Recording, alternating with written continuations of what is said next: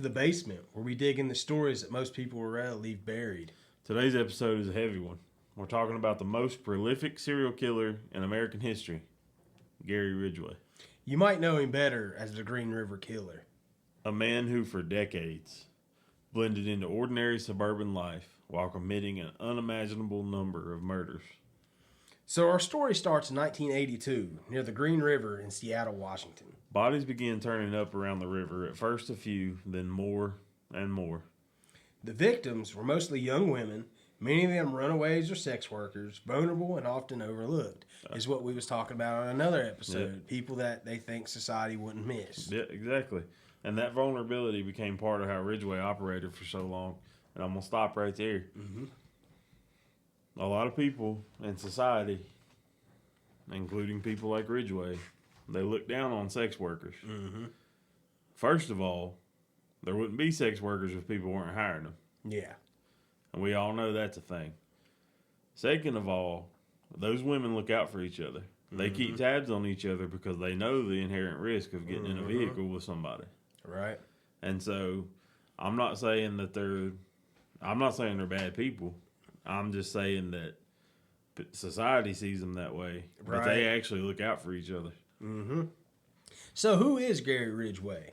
Born in 1949, Ridgway was, by most accounts, unremarkable, quiet, worked as a truck painter, attended church. Married multiple times, neighbors described him as polite and ordinary. But beneath that surface was a man who later admitted to murdering at least 49 women. And investigators believe the true number may be higher, possibly over 70 women. So the task force formed to catch the killer became one of the largest in U.S. history at that time. So they interviewed thousands of people, collected mountains of evidence, and even brought in the FBI profilers. And here's something chilling. Ridgway was interviewed early on in 1982. And he passed the polygraph test. So let that sink in. Polygraph is not a proven science, though. Nah. Actually, back then... It's not even submissible in court now, is it? I don't think so. Yeah. But back then, it was one of the best things they could use. Yeah. But he continued killing throughout the 1980s, often strangling victims and leaving their bodies in wooded areas across King County. He revisited dump sites, sometimes removed remains.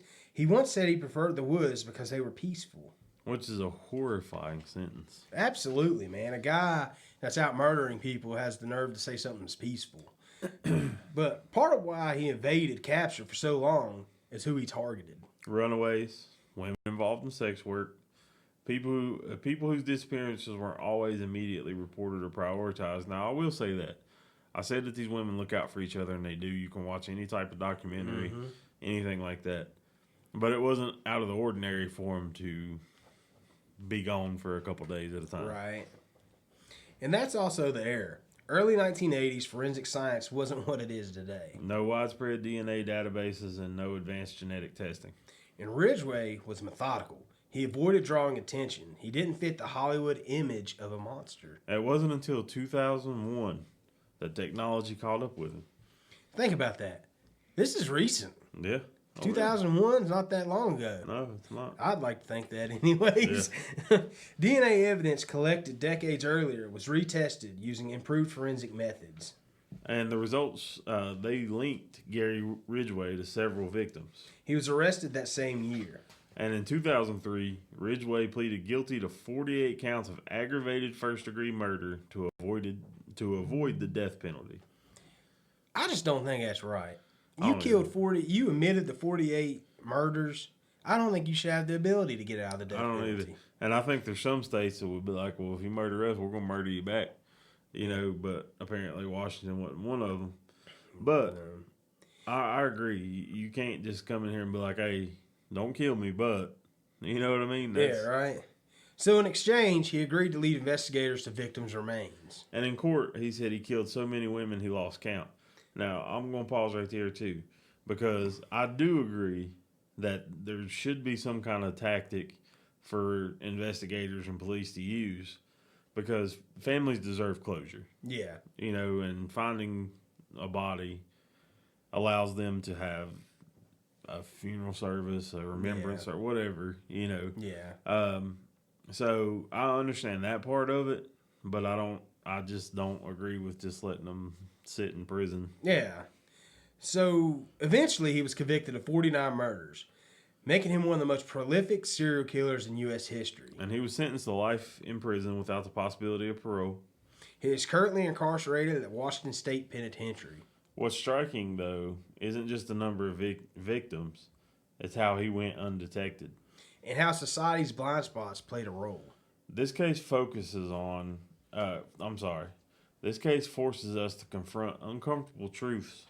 And how victims are valued, about media attention, and about which disappearances get urgency. It's easy to focus on the killer, but the real story is the lives that are lost. Daughters, sisters, friends, people who deserve safety and justice. The Green River Killer is a reminder that monsters don't always look monstrous. Sometimes they look ordinary. Sometimes it takes decades and advances in science and bring truth to light. Think about the advances they're going to have in criminal, investigations in the next 20 years. Right? I mean, we see it every day, just the advancement in cell phone technology, so everything's advancing. I mean, we'll talk about this at some point, I'm sure, but look at the Golden State Killer. Yeah, right? He'd submitted his DNA for an ancestry test, smoked a cigarette. They were already on to the guy. They thought he was suspicious. His name would come up. He threw a cigarette down. An agent come by his house, collected the cigarette butt, and that's how he got busted. Wow. Yeah. So that's it for today's episode of The Basement. And if this episode was difficult for you to listen to, then take care of yourself, step outside and breathe. And as always, stay curious. And we'll see you next time in The Basement, where it's top level content from the lower level.